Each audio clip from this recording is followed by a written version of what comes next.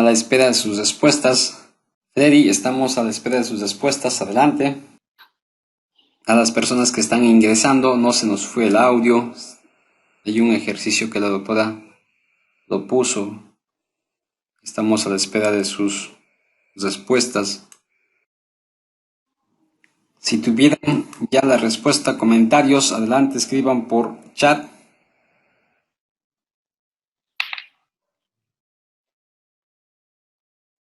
Doctor Edu, ¿vemos la respuesta? ¿Les voy mostrando la respuesta o esperamos que participen activamente? A ver, esperemos, doctora, a ver unos cuantos segundos más, por no decir minutos. Si tuvieran a ver la respuesta, indíquenos. Si tuvieran la respuesta. Doctora Nail, no tenemos respuestas. Ok. Bueno, entonces veamos la respuesta acá entre todos. Veamos la solución a este ejercicio. Entonces, ¿qué es lo primero que vamos a hacer? Veamos cómo nos quedaría el estado de resultado integral. Entonces, como habíamos hablado, teníamos los registros contables de 104,000 en la parte de ingresos, que los que tenemos acá, y para el año anterior, 73,500. 73,500 del año anterior. Este error no nos afecta la parte de las ventas, de los ingresos. Veamos la parte de los costos vendidos. ¿Qué fue lo que nosotros reportamos? En el ejercicio habíamos dicho que habíamos reportado 53,500. En esa parte, en el costo de los inventarios, es donde tenemos el error. El error del ejercicio nos dice que son 6,500 unidades monetarias. Entonces, esto fue lo que nosotros colocamos, 53,500. ¿Cómo nos deben quedar en el estado de financiero reexpresado? Pues no debería quedarnos 53,500, nos debería quedar 60,000. ¿Por qué? Porque llevamos un mayor costo, según lo que nos indica el ejercicio. Por ende, ese es un arrastre para el año siguiente. ¿Por qué? Porque nosotros debimos haberlo reportado en el año 2000X1. No lo reportamos en el año 2000X1, lo reportamos en el año 2000X2, porque aquí es donde vamos a ver la diferencia. Es decir, debemos reconocer el error en el momento en que debió habernos quedado bien los estados financieros desde el momento cero, como si el error nunca hubiese quedado. Es decir, reportamos 53,500 y 86,500, cuando realmente debimos haber reportado 60,000 y 80,000. Eso va a tener un efecto ¿dónde? En el cálculo de impuesto a las ganancias. ¿Por qué? Porque nosotros al año anterior habíamos reportado una base de impuesto de 20,000, por el 30%, 60,000, cuando realmente el resultado antes del impuesto a las ganancias era de 13,500. Por la misma tarifa del 30%, debimos haber presentado un impuesto a las ganancias de 4,050, estableciendo una diferencia de 1,950. Es decir, pagamos o causamos un impuesto a las ganancias mayor al que debíamos haber causado. En ese orden de ideas, aquí tenemos una utilidad de 14,000 frente a una utilidad que debimos haber reportado de 9,450. Esos 4,550 es básicamente los 6,500 menos el efecto de su impuesto a las ganancias. Y por ende, pues para el año siguiente. Como les había indicado inicialmente, solamente se estaba pidiendo el ejercicio del estado de resultado integral, que es el que estamos viendo en pantalla. Pero adicional, en el momento en que nosotros estamos presentando nuestros estados financieros con una corrección de error, pues implicaría también que nuestro estado de situación financiera, cambiaría. ¿En qué parte? En la parte del patrimonio. Entonces, este fue el que se presentó inicialmente y aquí ya lo estamos presentando reexpresado. Es decir, que tendríamos una diferencia del efecto neto del error con su correspondiente impuesto a las ganancias de 4.550. Y lo mismo nos ocurriría pues para el año siguiente.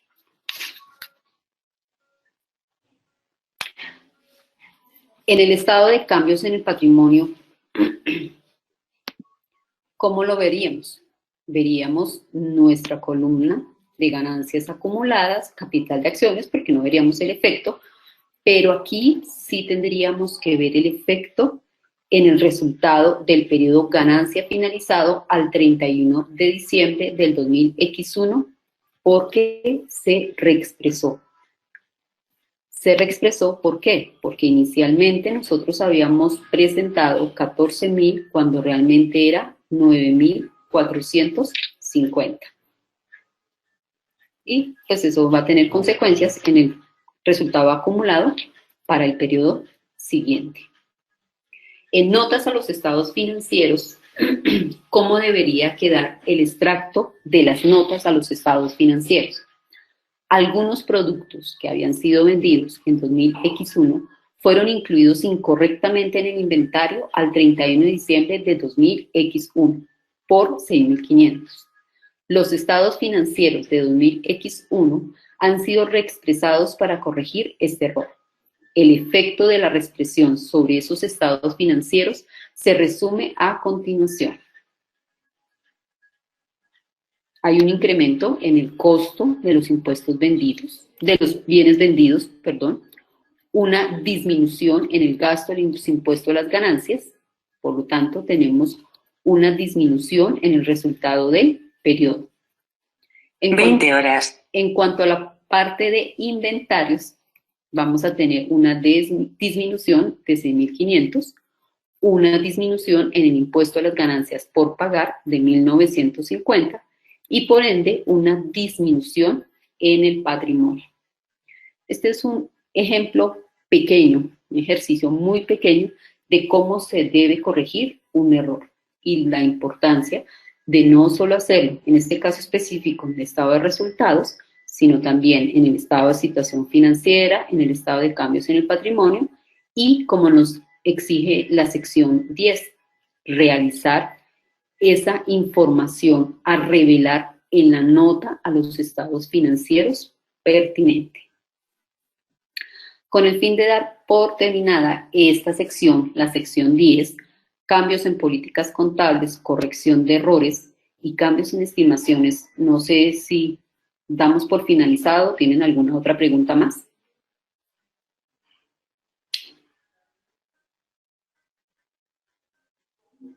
Si tuvieran alguna pregunta, por favor, escríbanlo por chat o por micrófono.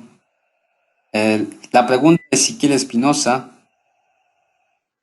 En el caso de Panamá, la legislación da la oportunidad de presentar una rectificativa, nos indica, una D/R rectificativa.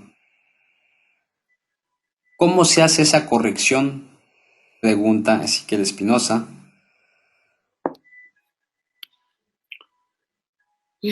Bueno, cuando es un error, si estamos ubicados en la NIF para pymes, básicamente tendríamos que ir a corregir el estado financiero en el año donde se cometió el error. Pero, como en el caso específico de cada legislación de cada país, ese error por legislación puede permitirse que se corrija en el año en que se descubrió, no en el año en que se cometió el error. Entonces, muy posiblemente tendríamos que analizar, revisar esa legislación en Panamá sí, pues obviamente lo que emite el IASPI no va a estar por encima de la legislación del país en específico. Caso específico, Colombia. Nosotros acá en Colombia tenemos 3 marcos técnicos. Un marco técnico para empresas grandes que aplica NIF plenas, un marco 2, por así decirlo, que aplica NIF para pymes, y también tenemos un marco 3, que aunque no es NIF, sí está montado en un documento del ISAR. Básicamente, ¿qué nos dice? Que el grupo 1 y 2, o sea, plenas y pymes, deben corregir los errores tal cual como indica la norma. Si eres grupo 1, si eres de NIF plenas, tienes que aplicar la NIC.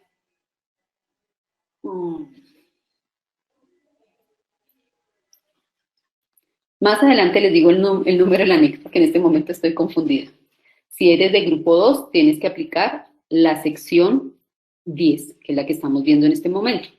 Pero para el grupo 3, por legislación colombiana, ellos no deben reexpresar estados financieros. En este caso, en el momento en que encuentran el error, caso específico, el ejemplo que tenemos acá, no tendría que reexpresar 2001, sencillamente hace el ajuste en el año 2000X2. Porque recordemos, tendríamos que sentarnos a mirar la legislación del país, en este caso específico Panamá, para saber si ellos, por ley, tomaron la decisión de no hacer la corrección tal como lo indica la NIF plenas o la NIF para pymes. No sé si habrá otra pregunta. Fátima Fernández. ¿Es conveniente agregar una nota explicativa del cambio de errores, ajuste? Considerando que debemos incluir en el encabezado del periodo anterior que ha sido reexpresado o ajustado. Sí, señor. La sección 10 nos indica qué información a revelar debemos incorporar. Debemos revelar la naturaleza del error y el impacto, como la que tenemos en pantalla. Debemos contar cuál fue el error, es decir, la naturaleza del error. Obviamente lo estamos haciendo porque es material, y cuál fue su impacto, no solo en el resultado del periodo, sino también el efecto en el patrimonio. Entonces sí, la respuesta es sí. En el caso de error, tenemos que evidenciar o ver ese error en los 5 estados financieros. En los 4, porque el estado de flujo efectivo es de caja, no de causación. José Ernesto Pacheco, ¿qué incidencia tienen estos cambios en el impuesto diferido en Colombia? Tendríamos que analizarlo frente, como aquí tomamos, o sea, el error fue en inventarios.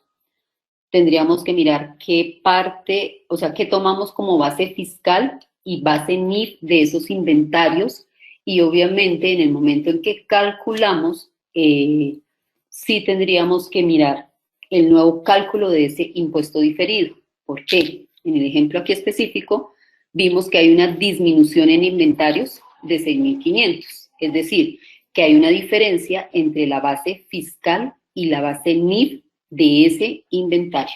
Entonces sí tendríamos que nuevamente recalcularlo. Lo que pasa es que aquí el ejercicio es muy pequeño, estamos solamente viendo efecto error y el impuesto a las ganancias, pero sí tendríamos que mirar si hay impacto en el impuesto diferido. Muy posiblemente yo creería que sí.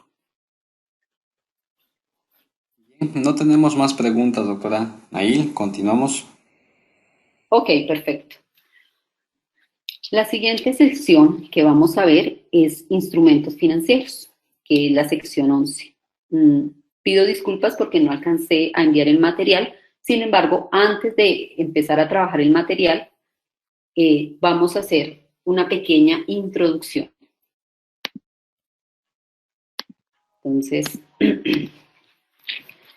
¿qué es un instrumento financiero? ¿Qué dice la norma? ¿Qué es un instrumento financiero? Un instrumento financiero es un contrato en el cual para una parte es un activo financiero y para otra es un pasivo financiero. ¿Cuáles son los instrumentos financieros de la compañía? ¿Qué es lo primero que tenemos que identificar? Un instrumento financiero puede ser la caja. ¿Por qué? Para la empresa o para la compañía es un activo financiero. Los bancos también son un instrumento financiero. Cuentas comerciales por cobrar son un instrumento financiero. ¿Por qué? Puede ser que hayamos prestado un servicio. En el momento en que prestamos ese servicio, tenemos un derecho a recibir efectivo. Entonces, esa cuenta por cobrar se nos constituye en un instrumento financiero. También las cuentas por pagar. ¿Por qué? Porque nos prestaron un servicio o nos vendieron un bien. Eso implica que tenemos un pasivo, una obligación de entregar efectivo por ese servicio o por ese bien que nos han entregado. Esa es la primera parte, la definición de qué es un instrumento financiero. Un instrumento financiero, según la sección 11, puede ser básico, como los que tenemos ahí, los que acabé de escribir, o complejo. Complejo es cuando estamos ante un instrumento financiero derivado.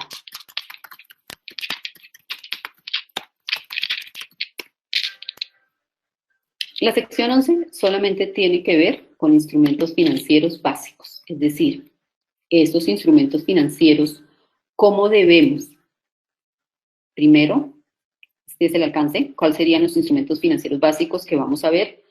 ¿Cómo debemos medirlos? ¿Cómo debemos hacer su reconocimiento, tanto inicial como posterior? ¿Y qué debemos revelar de los instrumentos financieros? ¿Qué significaría? Que en el manual de políticas contables de la compañía deberíamos establecer cuál es el manejo de esos instrumentos financieros basado en lo que nos indica la sección 11, instrumentos financieros. Una vez hayamos definido cuáles son esos instrumentos financieros, dice la norma que hay una opción de política contable. Los podemos medir, los básicos, según la sección 11, y los complejos, según la sección 12. Un ejemplo de complejo, ¿cuál sería? Por ejemplo, un forward, una opción.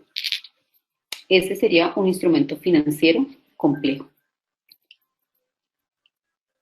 Esa sería una opción. La otra opción sería aplicar o manejar la NIC 39 para el reconocimiento de esos instrumentos financieros. Esto solamente aplicaría para las empresas que deban aplicar NIF para pymes, porque recordemos que para las empresas que aplican NIF plenas, ellos están aplicando en este momento la NIF 9 para el reconocimiento de sus instrumentos financieros. Como es la NIC 39 o la sección 11 y 12, esta sección o la NIF para pymes permite esa opción de política contable. Entonces, en nuestro manual de políticas contables, este sería lo primero que se debe definir. Lo segundo, vamos a identificar cuál es el alcance, es decir, vamos a definir cuáles son nuestros instrumentos financieros al interior de la compañía. Lo tercero que debemos tener en cuenta es cuál es su reconocimiento inicial. Entonces, de acuerdo a lo que nos dice la norma, los instrumentos financieros en su reconocimiento inicial se deben reconocer al costo. En este caso, al costo de transacción. Sin embargo, hay unas excepciones. ¿Cuáles serían esas excepciones? Cuando estamos ante un acuerdo de financiación. Caso específico. Supongamos que nosotros vendemos máquinas, pero esas máquinas, nuestra forma de cobrarle a nuestros clientes es máximo 30 días. Debido a condiciones del mercado, debido a condiciones X, la gerencia toma la decisión de realizar ventas a plazos, es decir, lleve su máquina hoy y páguela en un año, páguela en 2 años, con una cómoda cuota de interés, es decir, que estamos ante un acuerdo de financiación. Esa sería una excepción porque ya no sería a costo de transacción, sino tendríamos que medir ese instrumento financiero a valor presente. Otra excepción es cuando tenemos instrumentos de patrimonio a valor razonable. Es decir, cuando tenemos acciones de empresas, de compañías que cotizan en bolsa. Entonces, en ese caso específico, las vamos a medir a precio de mercado, a valor razonable. Por lo tanto, sería una excepción a ese reconocimiento inicial. El cuarto punto, lo que vamos a ver a continuación, es cuál es su reconocimiento posterior. Nos dice que el reconocimiento posterior de los instrumentos financieros de la sección 11 es a costo amortizado.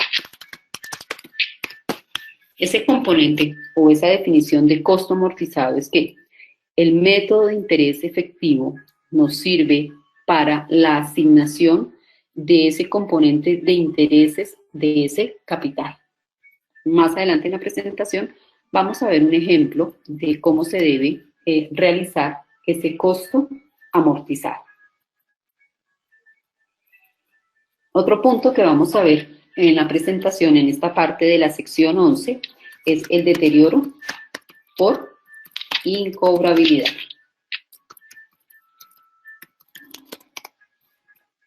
Es decir, a la fecha de cierre, a la fecha de presentación de los estados financieros, la gerencia debe realizar o debe evaluar si hay indicadores de deterioro.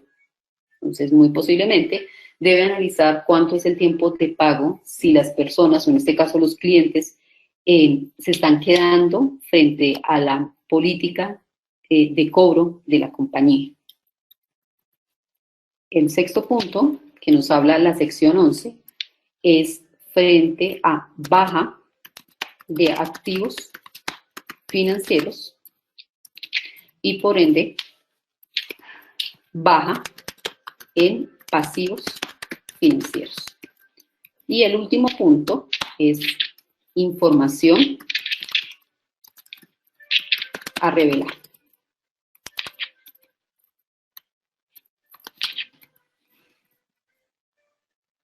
Estos son los criterios mínimos que vamos a encontrar de aquí en adelante de todas las secciones de la NIF para pymes.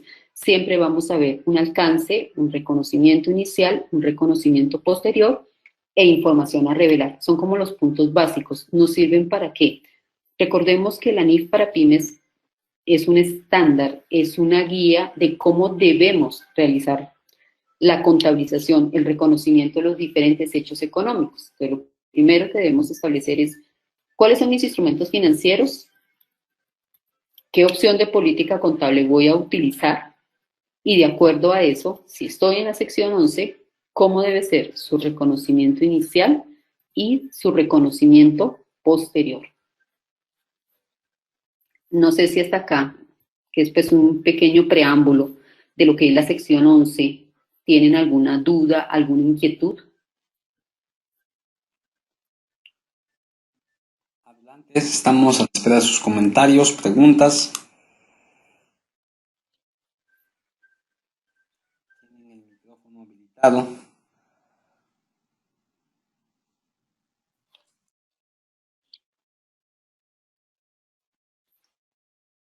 No tenemos pregunta, doctora Nail.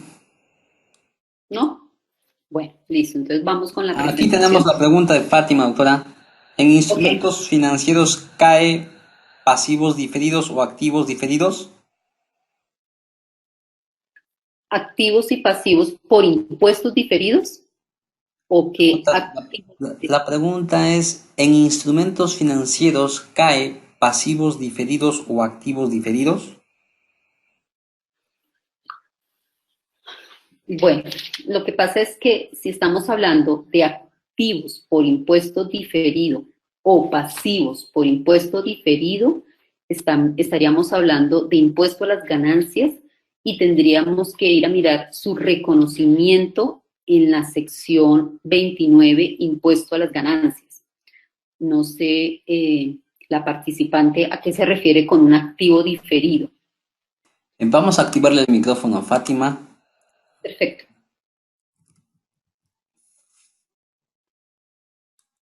Fátima, ¿cómo estás? Muy buenas noches. Buenas noches, Edu. Buenas noches, doctora. Muy buenas noches, ¿cómo estás? Cuéntame. Bien. Sí, la duda era porque, digamos, hay algunas clasificaciones en el activo como pagados por anticipado. O, por ejemplo, el caso de las depósitos en garantía. En este caso, no sé si son otros tipos de activos que no caen dentro de la agrupación de instrumentos financieros. O en el caso, por ejemplo, del pasivo, que caen como primas anticipadas sobre venta de bienes inmuebles. Entonces, como son, en el caso de los anticipos, son ingresos que no se han realizado, se colocan como un pasivo por diferir o un ingreso por diferir, o un anticipo, básicamente. Entonces, ese tipo de partidas no caen dentro del contexto de la sección 11. Bueno, entonces vamos a analizar partida por partida para darte una respuesta completa. Sí, gracias. Listo. Entonces, cuando nosotros estamos en un pago anticipado, entonces, por ejemplo, hicimos un pago anticipado de un arrendamiento. Ese pago anticipado de ese arrendamiento tendríamos que analizarlo cómo debemos presentarlo en los estados financieros. En el momento cero, la compañía hizo una erogación de un beneficio económico, supongamos de 1.500. ¿Por qué? Porque es un pago anticipado que vamos a llevar al gasto en el momento en que nos presten el servicio. Tenemos un derecho a recibir un activo monetario, dinero. Ahora nuevamente te vuelvo la pregunta, Fátima. En ese caso específico. Perdón, doctora, ahí no le entendí. Bueno, entonces, nuevamente, estamos hablando de un pago anticipado, ¿verdad? Sí, sí. Exacto. Entonces, supongamos que 31 de diciembre hicimos un pago anticipado de 1.000 unidades monetarias, las que sean. ¿Por qué? Porque para el año siguiente vamos a pagar por anticipado un arrendamiento de un bien o de un inmueble. Sí, sí. En el momento cero, cuando yo estoy presentando el estado financiero y yo lo que he desembolsado un dinero contra ese pago anticipado, la pregunta es, ¿a qué tengo yo derecho en ese momento como empresa? Sí, es un servicio, entonces voy a recibir una contraprestación de un servicio. Lo único que lo estoy anticipando, todavía no lo puedo considerar como gasto, entonces lo clasificaría como cuenta por cobrar o como pago anticipado. Bueno, para mí sería un pago anticipado. Sí, señora. En la taxonomía XBRL de la NIF para pymes, esos pagos anticipados están dentro de la cuenta por cobrar. Sí. ¿Listo? Entonces ahí la respuesta sería, sí, caería dentro de la sección 11, instrumento financiero. ¿Listo? Entonces, me pregunta respuesta. Ok. Vamos con la siguiente que me decías que tenías un ingreso. Era anticipo de primas. Son las primas que se reciben, digamos, en el caso de una inmobiliaria que se reciben las primas, que es el porcentaje sobre el valor pactado de la venta del bien inmueble. Entonces, como hay un protocolo que hay que seguir de todo lo que es la escritura y de la entrega del bien inmueble, se reciben todo ese anticipo de primas, que es parte del ingreso, ¿verdad? Al momento que se perfecciona la venta, en ese momento se considera ese anticipo de la prima, se considera todo el desembolso que hace el intermediario en este caso el banco con el cliente, ¿verdad? Que le desembolsa a la inmobiliaria, pero la contabilización se hace como primas. Entonces, yo lo clasifico, bueno, lo veo que lo clasifican como un pasivo no corriente cuando se transcurre más de 12 meses ese protocolo, porque puede también estar en construcción la vivienda. Pero si es en el corto plazo, quedaría como no corriente, pero mi pregunta es, no es una cuenta por pagar de proveedores, no es otras cuentas por pagar, pero sí es un pasivo diferido, porque es parte de un ingreso que no he realizado. Entonces, la duda ahí me queda si también no estaría analizando con la sección 11 de instrumento financiero. Bueno, aquí básicamente ese pago anticipado sucede también con las constructoras, por ejemplo. Sí. Entonces vamos recibiendo ese pago anticipado. ¿Qué es lo que nosotros tenemos financieramente hablando? Financieramente hablando, nosotros tendríamos una obligación en ese momento de devolver ¿qué? Lo que vamos a devolver es un bien inmueble, o sea, lo que estamos vendiendo es el bien inmueble. Pero a futuro. A futuro, correcto, a futuro. Y lo que estamos recibiendo es flujo de caja, o sea, estamos recibiendo anticipadamente una proporción de la venta.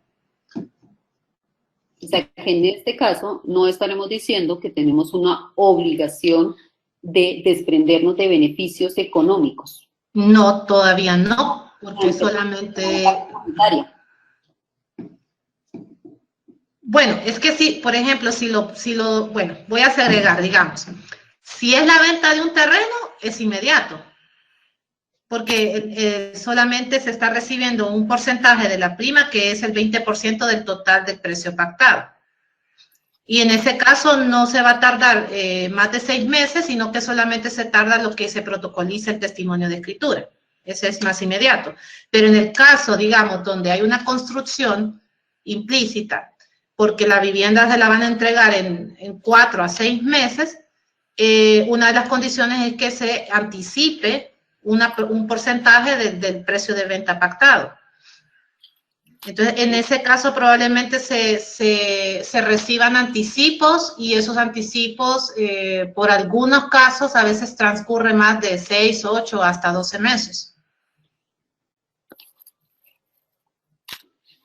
Bueno, en este caso específico, la clasificación, la presentación de esa partida sí tendría mucho que ver en el momento en que yo estoy presentando mi estado financiero, a qué tengo obligación, porque en este caso estamos en la parte pasiva. ¿A qué tengo obligación? En el primer caso, pues estaríamos hablando de una parte monetaria.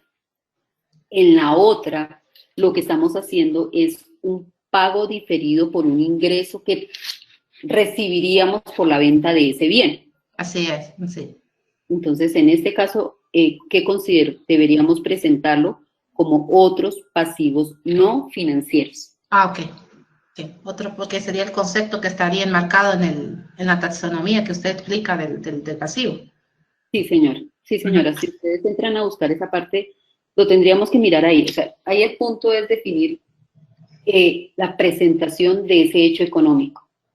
Es diferente la deuda a hoy, caso específico lo que tú me estás diciendo de ya o ya, o lo que yo debería al futuro, que tendría que compensar en la medida que se avanza la obra, que eso va muy de la mano con el método de ejecución de avance de obra, cuando estamos reconociendo los ingresos por esa venta.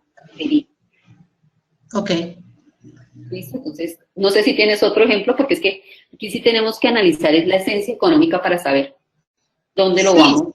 Sí, es que básicamente como el caso se trata de una inmobiliaria, y la inmobiliaria, bueno, bajo principios locales aquí en Honduras, lo están contabilizando como primas en el pasivo no corriente, pero si estamos hablando de la NIF para pymes, ahí es donde me cambia el escenario, porque tengo que ver ahora, de acuerdo a la norma, cómo me exige la presentación.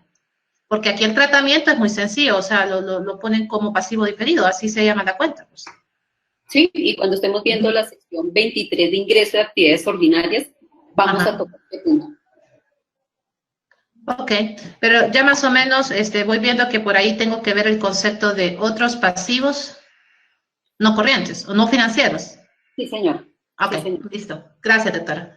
Listo, perfecto. No sé si alguien más tiene alguna duda o pregunta. Si tenemos una petición, doctora, de Agustín Acevedo. Quería consultar si los ejemplos de la expositora está haciendo en Excel lo podemos recibir los participantes. Nos indica Agustín Acevedo. Sí, adicional que les debo las respuestas del seminario de ayer en Excel de lo que vimos de instrumentos financieros consolidados. Muchas gracias, doctora Nail. Tenemos luego dos preguntas relacionadas, doctora. Edgar Leonardo, ¿cómo se determina el deterioro? Y la otra pregunta de José Ernesto, ¿solo se presenta deterioro por incobrabilidad en esta sección de instrumentos financieros? Bueno, entonces vamos a responder las preguntas en orden. Aquí el deterioro por incobrabilidad está atado a ese beneficio que yo recibiría al futuro por haber prestado un servicio o haber entregado un bien. Es decir, yo en el momento cero asumo que mis clientes me van a pagar. Yo tengo una política de recaudo de cartera de 90 días porque de acuerdo a las condiciones del mercado son 90 días. Por política contable yo podría establecer que a los 90 días haga un comité financiero para evaluar si hay indicadores de deterioro. La norma solamente nos está hablando frente a la incobrabilidad, es decir, a la posibilidad de que no recibamos esos beneficios económicos. Ya nosotros hemos prestado el servicio o hemos vendido el bien, es decir, ya tenemos ese derecho de recibir ese activo monetario. Entonces aquí básicamente lo que vamos a analizar, a recibir es si es cobrable, si podemos recibir esos beneficios económicos de ese instrumento financiero.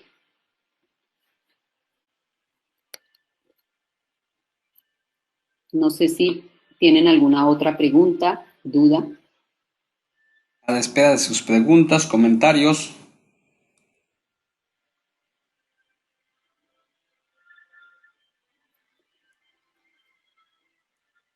Tenemos preguntas, doctora Nail. Listo, perfecto. Entonces, vamos a comenzar ya con el material, el cual también estoy pendiente de enviarles.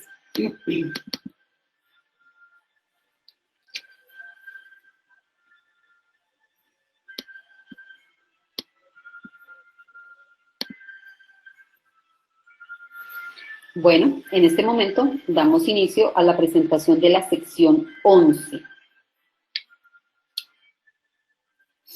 Como les había comentado, aquí tenemos que identificar si son instrumentos financieros básicos o complejos, cuál es su reconocimiento inicial y cuál es su reconocimiento posterior. Vamos a hablar de deterioro de valor de esos instrumentos financieros. También estamos hablando de la pérdida del reconocimiento de activos y pasivos financieros.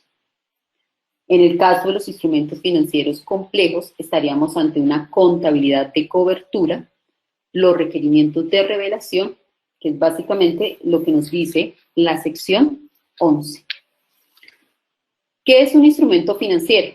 Es un contrato que genera un activo financiero en una entidad y un pasivo financiero o un instrumento de patrimonio en otra entidad.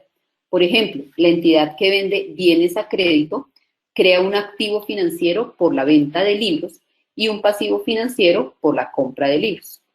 Bajo la NIF para pymes, se requiere del modelo de costo para todos los instrumentos financieros.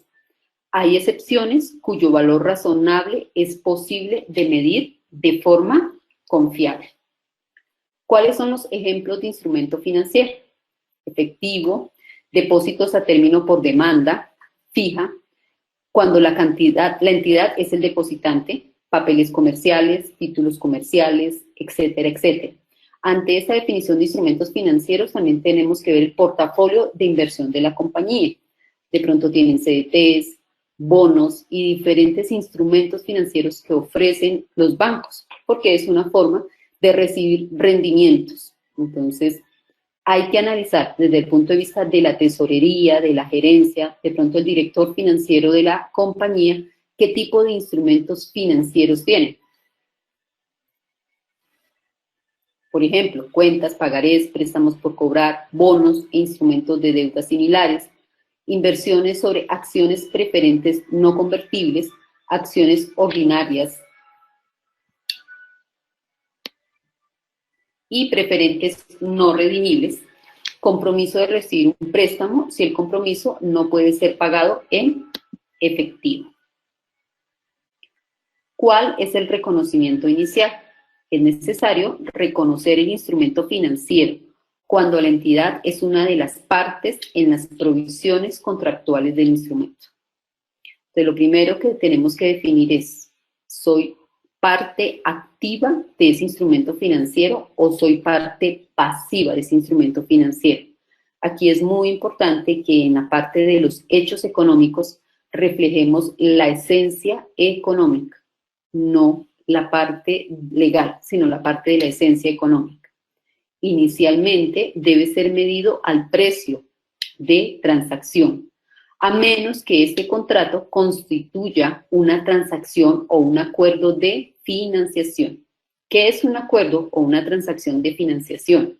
Es aquella en que los pagos por venta de bienes se difieren más allá de los términos normales del negocio o se refinancian a una tasa por encima de la tasa comercial normal. Además, cuando algunos elementos son transados en el mercado de valores, es recomendable utilizar el valor razonable a través del resultado. Veamos un ejemplo.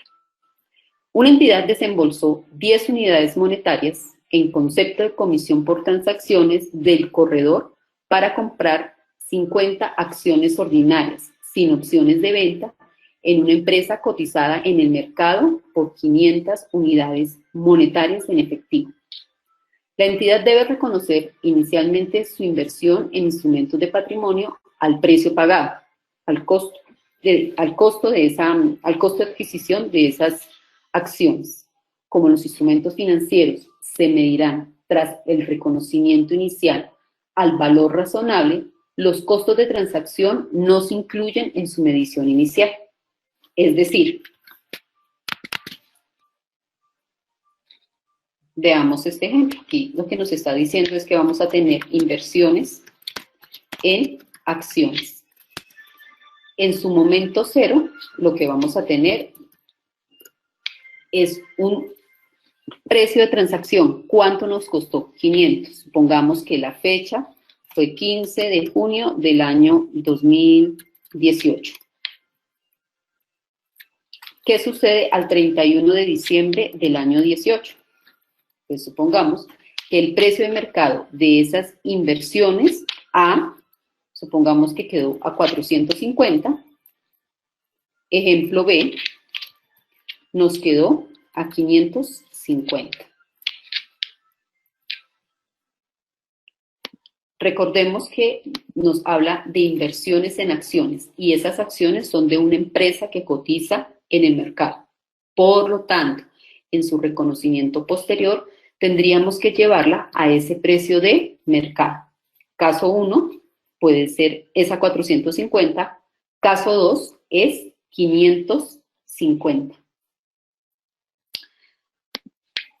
Esas inversiones en acciones, vamos a hacer o a reflejar el caso 1.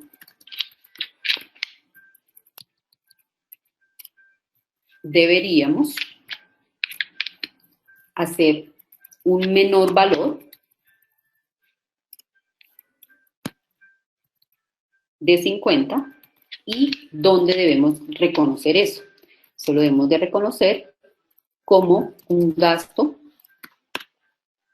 ¿Por qué? Porque hay una variación en ese valor razonable. Y llevaríamos al gasto esa diferencia.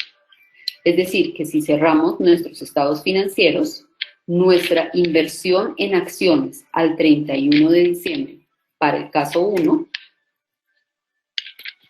nos quedaría en 450. Este sería el valor de nuestra cuenta y tendríamos un efecto en el resultado, en la utilidad del ejercicio de 50. Pero, ¿qué sucede si, por el contrario, las acciones al 31 de diciembre pasaron a 550? ¿Qué nos dice la norma? Pues veamos ese caso 2.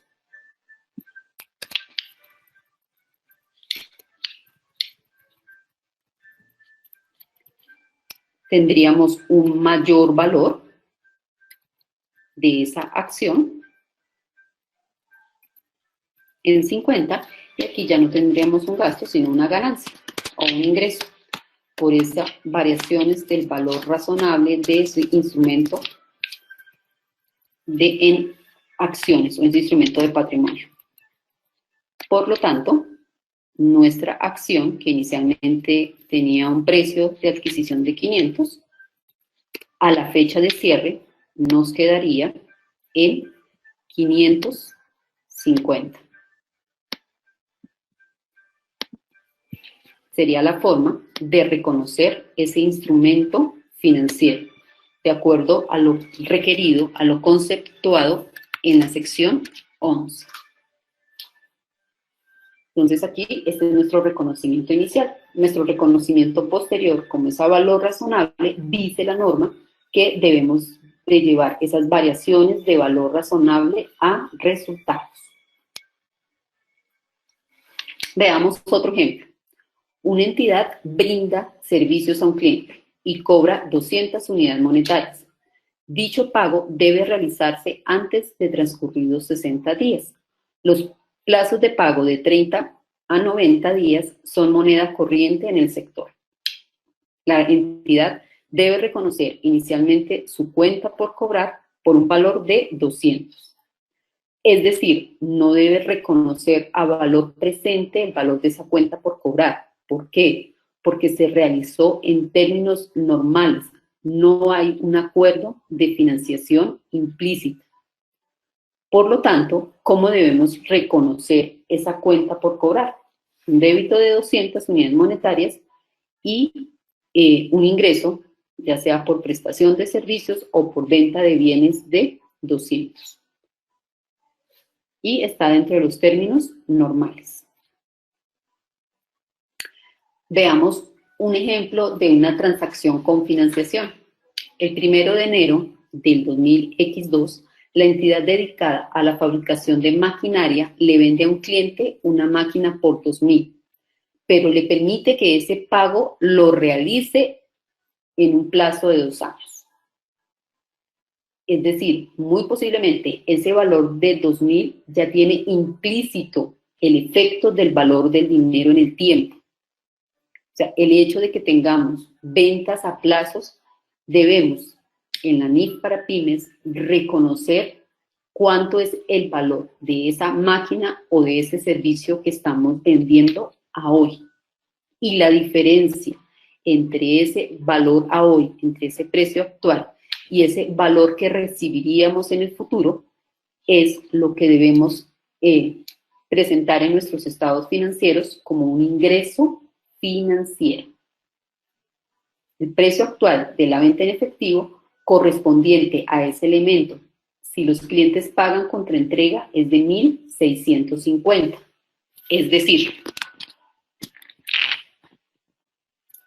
entonces aquí tenemos nuestro reconocimiento, tenemos una cuenta por cobrar a hoy de 1.650 contra un ingreso por venta de bienes de 1.650. ¿Qué sucede? Sucede que a la fecha de cierre se debe reconocer ese instrumento financiero, la cuenta por cobrar, a costo amortizado.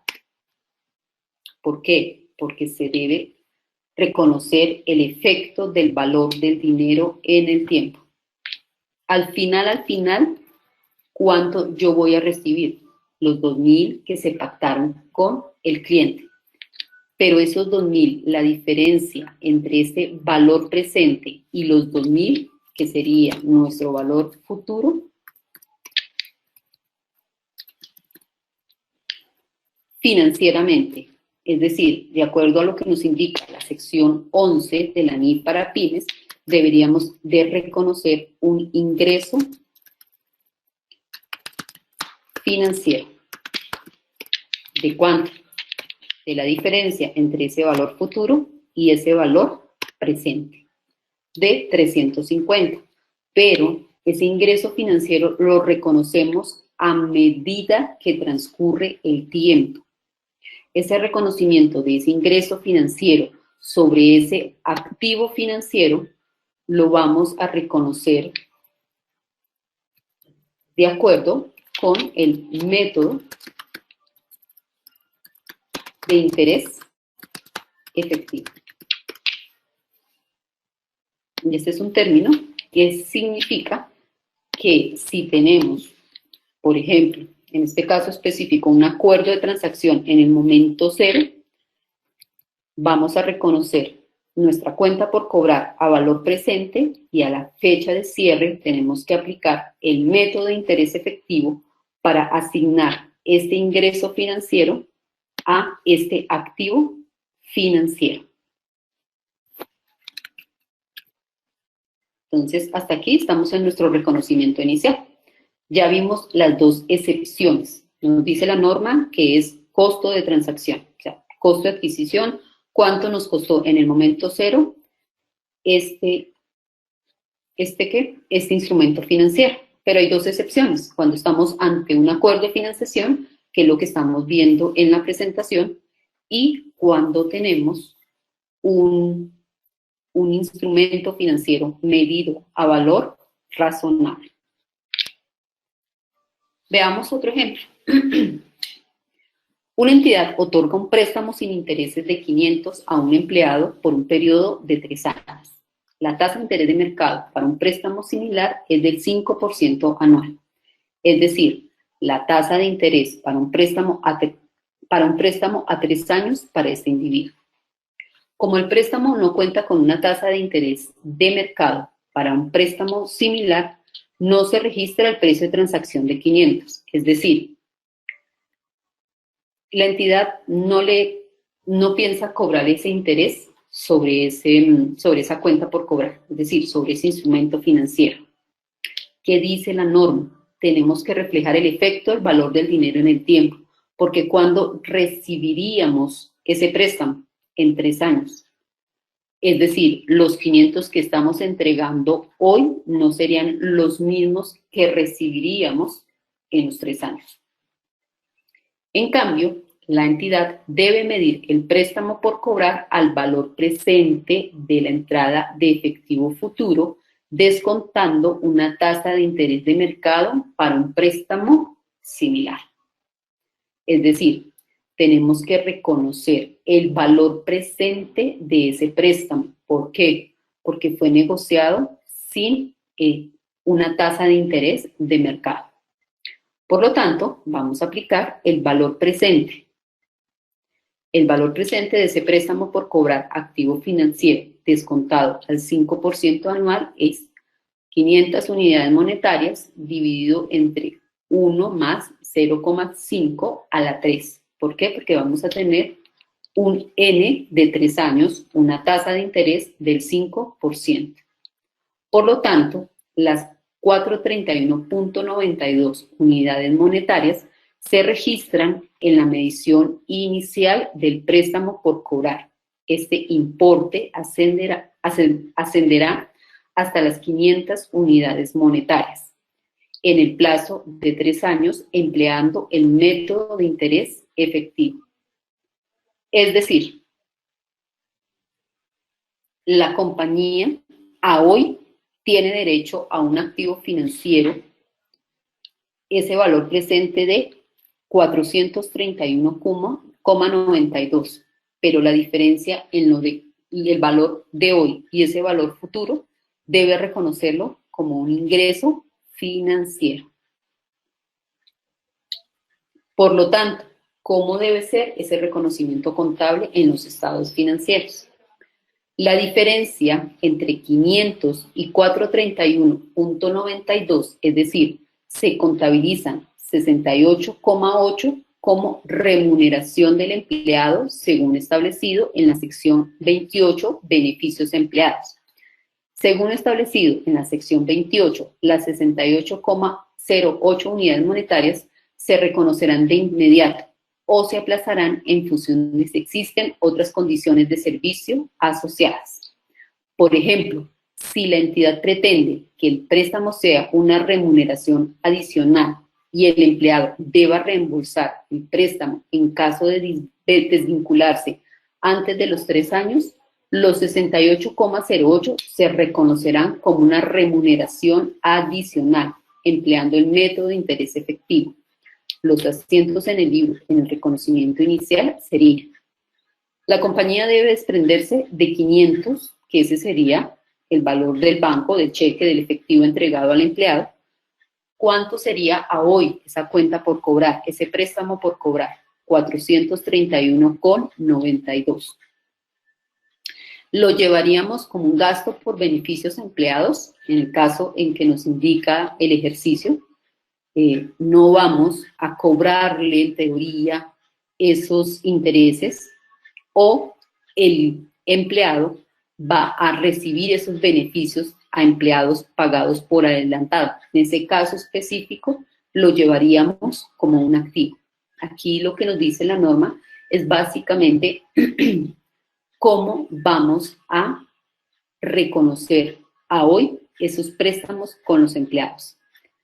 Dice, si la entidad pretende que el préstamo sea una remuneración adicional y el empleado debe reembolsar el préstamo en caso de vincularse antes de los 3 años, entonces ahí en este caso específico es como si estuviéramos teniendo en cuenta que a futuro recibiríamos esos 68,08.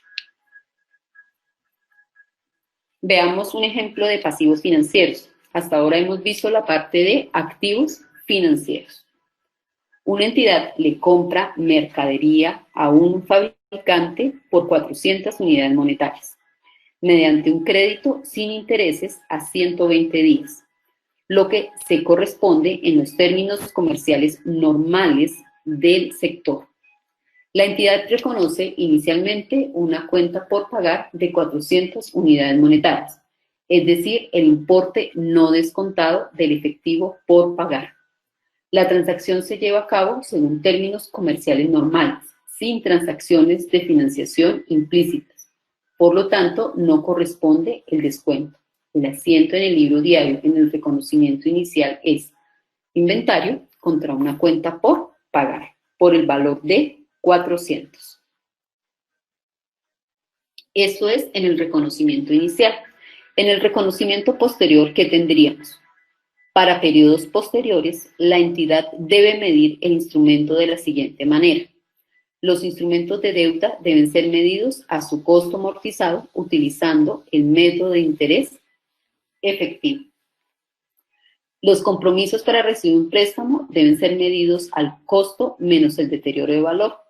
Las inversiones en acciones preferentes no convertibles y acciones ordinarias o preferentes sin opción de venta deben ser medidos de la siguiente manera. Si cotizan en bolsa, como el ejercicio que planteamos en el Excel, se deben medir con cambios en resultados a valor razonable.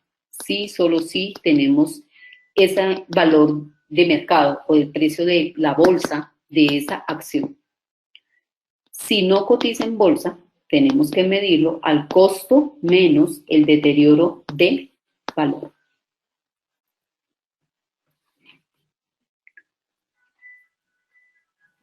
Medición posterior. Una entidad compró 50 acciones ordinarias, sin opciones de venta, durante el periodo en una empresa que cotiza en el mercado por un valor de 500 e incurrió en 10 por concepto de comisión para transacciones del corredor del bolsa. Al final del periodo, las acciones ya no se cotizan a 10, sino a 11. Es decir, que tendríamos que reconocer una ganancia por la inversión en sus instrumentos de patrimonio, en las acciones. ¿Por qué? Porque es un instrumento financiero que se mide a valor razonable. Es decir, es el ejercicio planteado acá. El valor inicial era 500, el valor posterior 550. No sé si hasta acá tengamos preguntas. A la espera de sus preguntas, comentarios, a todos los suscriptores que se encuentran en plataforma.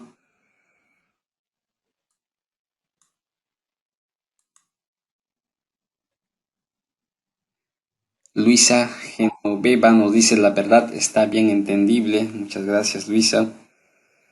Si tuvieran alguna preguntas, comentarios, ya para culminar esta sesión del día de hoy, estamos a escasos 7 minutos.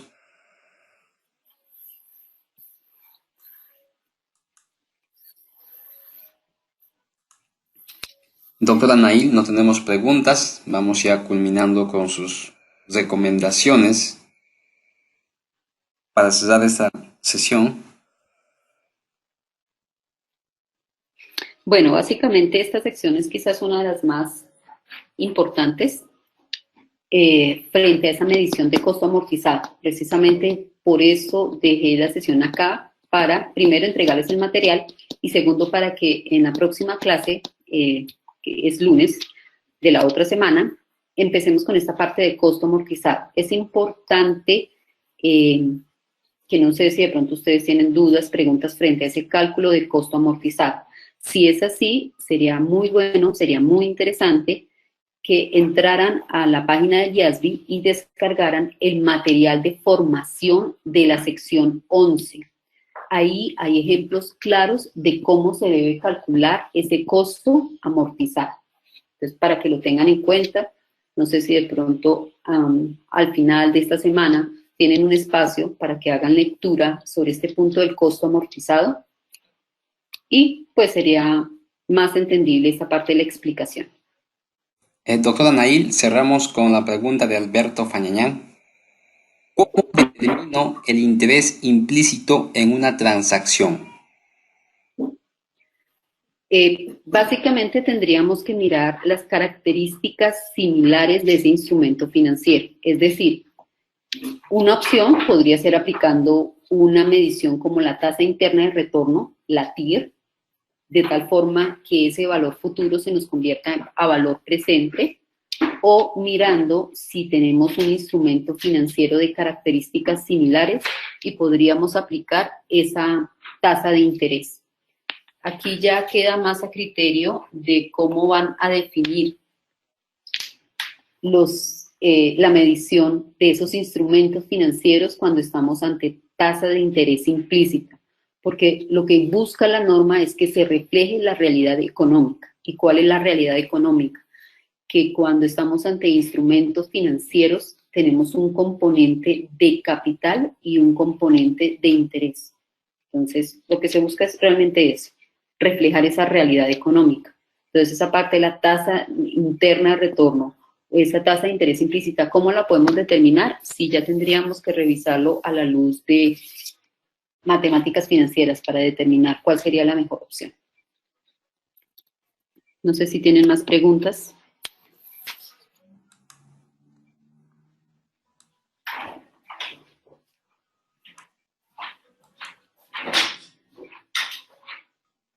Doctora Nail, no tenemos preguntas. Agradecer una vez más la participación activa de cada uno de ustedes y agradecer a la doctora Nail Ruiz Saavedra por su brillante exposición. Muchas gracias a cada uno de ustedes. Nos estaremos encontrando en nuestra próxima sesión el lunes 25 de marzo de 7 a 9 de la noche, hora de Perú, Ecuador y Colombia. Nos despedimos entonces con sus palabras finales de la doctora Nail Ruiz Saavedra. Entonces nos vemos el próximo lunes. Doctor Edu, quedo pendiente de enviarle la información y ya esperamos continuar con esta parte de la sección. Gracias a todos por su participación activa y pues esperamos que sigan así, con esa participación muy activa. Gracias. Muchas gracias, doctora Nail. Muchísimas gracias. Buen día, doctora. Muchas gracias. Muy buenas noches.